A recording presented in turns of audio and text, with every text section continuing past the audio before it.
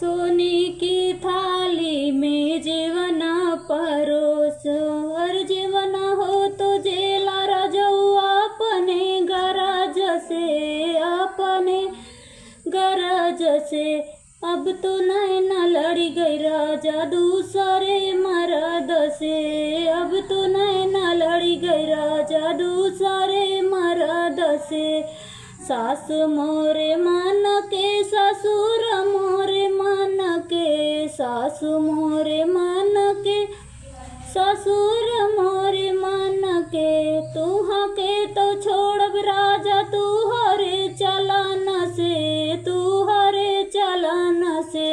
अब तो नैना लड़ी गई राजा दूसरे मर्द से, अब तो नैना लड़ी गई राजा दूसरे मर्द से। झांझर गिड़ुआ गंगा जल पानी, झांझर गिड़ुआ गंगा जल पानी। गिड़ुआ घोटना हो तो घोटिला राजा अपने गरज से, अपने गरज से। अब तो नैना लड़ी गई राजा दूसरे मर्द से, अब तो नैना लड़ी गई राजा दूसरे मर्द से।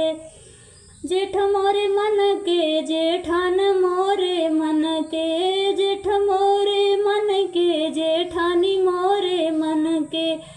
तुहा के तो छोड़ब राजा तू हरे चलन से, तू हरे चलन से। अब तो नैना लड़ी गई राजा दूसरे मर्द से, अब तो नैना लड़ी गई राजा दूसरे मर्द से। लौंगा इलायची के बीरा जोरायो, लौंगा इलायची के बीरा जोरायो। कुछ न हो तो कुचला राजा अपने गरज से, अपने गरज से। अब तो नैना लड़ी गई राजा दूसरे मर्द से, अब तो नैना लड़ी गई राजा दूसरे मर्द से।